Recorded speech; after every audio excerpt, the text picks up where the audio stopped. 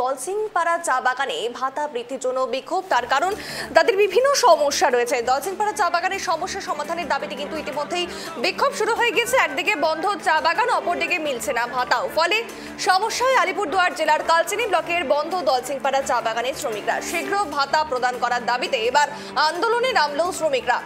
বৃহস্পতিবার কালচিনির বিধায়কের নেতৃত্বে আলিপুরদুয়ার জেলা প্রশাসনিক ভবন ডুয়ার্স কর্নার সামনে বিক্ষোভ দেখালো শ্রমিকরা। সমস্যার সমাধান না হলে বৃহত্তর আন্দোলনের হুঁশিয়ারি দিয়েছে বিক্ষোভরত চা শ্রমিকরা। हम लोग का दलसिंहपाड़ा चाय बागान 2023 का अक्टूबर महीने से बंद हुआ है। बोनस का चलते बागान बंद करके भाग गया है मालिक। तब से बागान बंद है। लेकिन अभी क्या प्रॉब्लम है? तब से हम लोग का जो राज्य सरकार फौलाई जो सहयोग के लिए राशि दे रहा था, वो अभी आपका 2025 लाख से अचानक बंद हो गया है। तो अभी हम लोग का 7-8 महीना हो गया है, फौलाई पैसे नहीं मिल रहा है।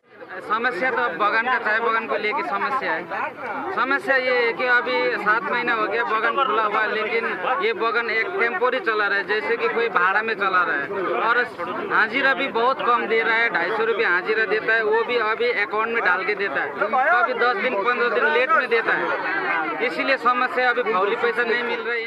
এই মালিক কিছুদিন আগে মধু চা বাগান আবান্ডন মানে ছাড়ে গিয়েছে একটা মালিক, তার বিরুদ্ধে কিছু অ্যাকশন এই ডিপার্টমেন্ট থেকে আদায় অফিস থেকে নিয়ে নেয় এখন অবধি।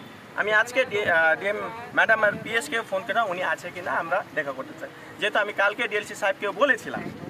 উনি সময় দিয়েছে, কিন্তু ডিএমের তো মানে এরকম হয়ে গেল আমরা কোনো দিন দেখতেও পাই না বলার সত্ত্বেও। তাই আমি আজকে বেশি ইয়ে করলাম না, খালি একটা ফোন করলাম আছে কি আছে না আমরা আসছি।